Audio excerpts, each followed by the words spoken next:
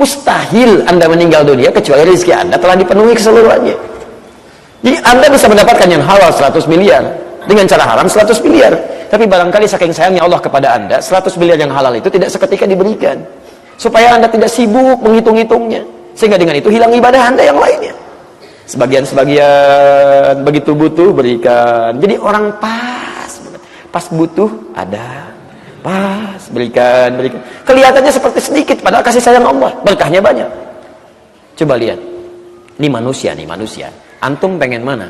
100 miliar langsung kelihatan depan mata bisa dipegang, atau 100 miliar nggak langsung tapi begitu butuh kasih 1 juta, 100 ribu, ini kan 200 juta. Pilih mana? 100 miliar langsung dipegang kelihatan mata, atau 100 miliar diberikan secara berangsur? Ayo manusia. Tuh, manusia tuh begitu tuh. Kalau bisa, nggak bisa 100 miliar berkah. Tetap pada aplikasinya antum makan sibuk. 1 juta masuk dompet, 100 miliar mau simpan di mana? Bikin berangkas, masya Allah. Begitu mau tidur, Pak, kayaknya kurang tuh.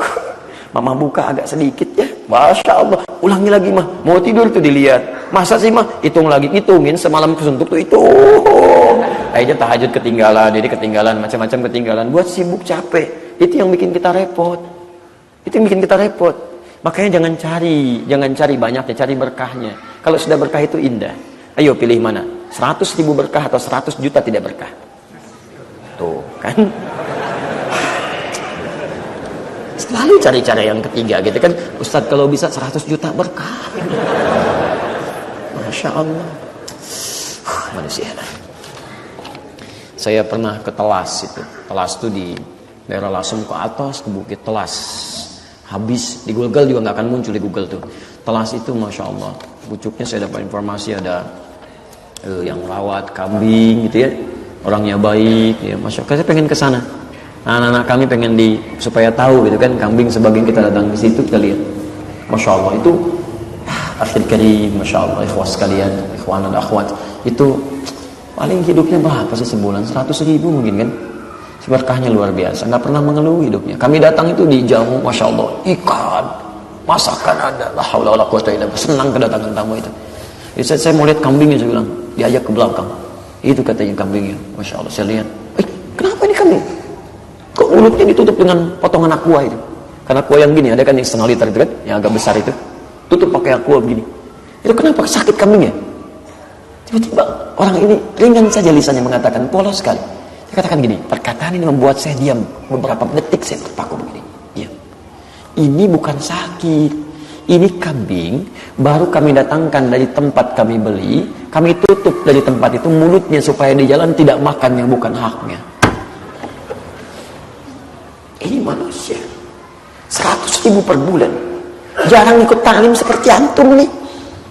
Gak pernah ada celah untuk ikut taklim seperti antum, tidak tiap pekan, tidak tiap waktu. Tapi masya Allah, bukan hanya lisannya yang dijaga, mulut kambingnya dijaga. Perhatikan, supaya tidak mendapatkan hal yang dilarang oleh Allah Subhanahu Wa Taala. Coba lihat dengan antum, begitu rajinnya ta'lim, rezekinya berkali-kali lipat daripada itu. Coba cek, jangan-jangan lisan pribadinya pun belum bisa dijaga, dan antum masih mengharapkan surga. Malu saya demi Allah saya katakan, ini ahli surga ini.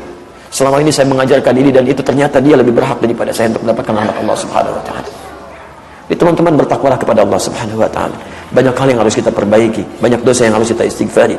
Jangan-jangan kita merasa dan sering mengecilkan orang lain, ternyata orang lain lebih baik surganya dibandingkan dengan kita. Dan tidak sedikit dulu di masa sahabat Nabi ada orang-orang tindakannya begitu luar biasa, banyak maksiatnya.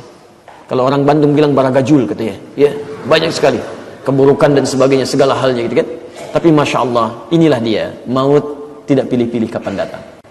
Begitu muncul tanda untuk berubah, tergerak dia berubah, bersyahadat kepada Nabi, berjanji untuk tidak mengulangi, naik ke atas untanya. Begitu naik, untanya kepeleset, jatuh ke lubang, dia ikut meninggal.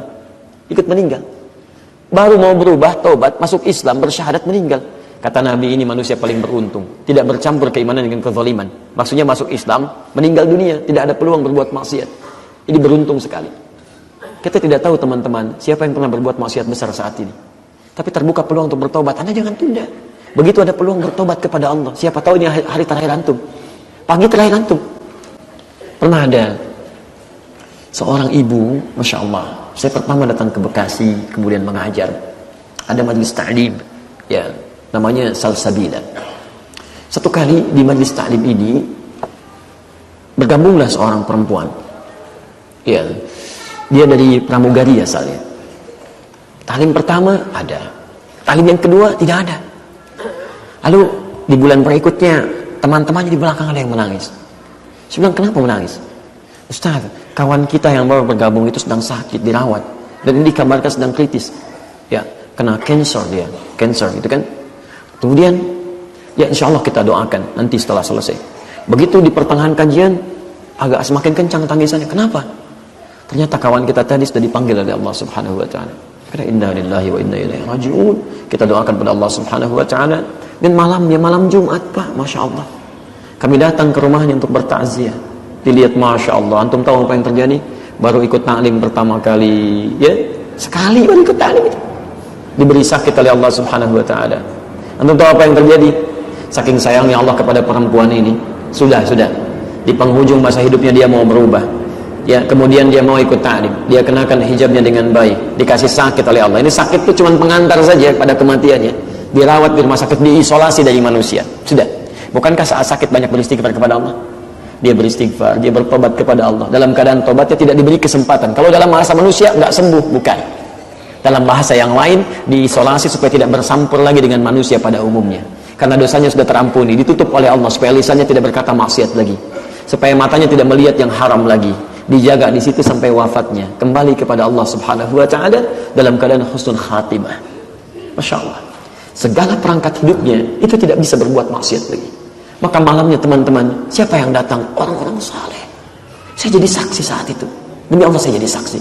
Yang datang teman-teman taklimnya, teman-teman seprofesinya belasan tahun dia berkarir, itu nggak ada yang datang kecuali 1-2 orang dan karangan bunganya. Yang datang teman-teman perempuannya yang saleh, suami-suaminya malam Jumat. Kemudian Masya Allah dikuburkan dalam keadaan baik. Yang datang orang-orang baik, anaknya berubah jadi baik. Masya Allah, kalau Allah sudah berkenan menjadikan seseorang berubah jadi lebih baik, saya katakan, saya iri pada perempuan ini. Iri saya. Saya masih hidup sampai sekarang, masih terbuka kesempatan berbuat maksiat. Perempuan ini Masya Allah mungkin dipandang sebelah mata oleh orang lain, tapi hidupnya husnul khatimah dengan izin Allah Subhanahu Wa Taala. Kita tidak tahu siapa yang akan wafat dalam keadaan husnul khatimah atau su'ul khatimah. Karena itu antum mesti hati-hati. Kalau antum satu kali teringat untuk berbuat maksiat, bayangkan pada saat itu antum akan meninggal dunia. Maka itu akan lebih mudah membuat diri kita untuk bertobat.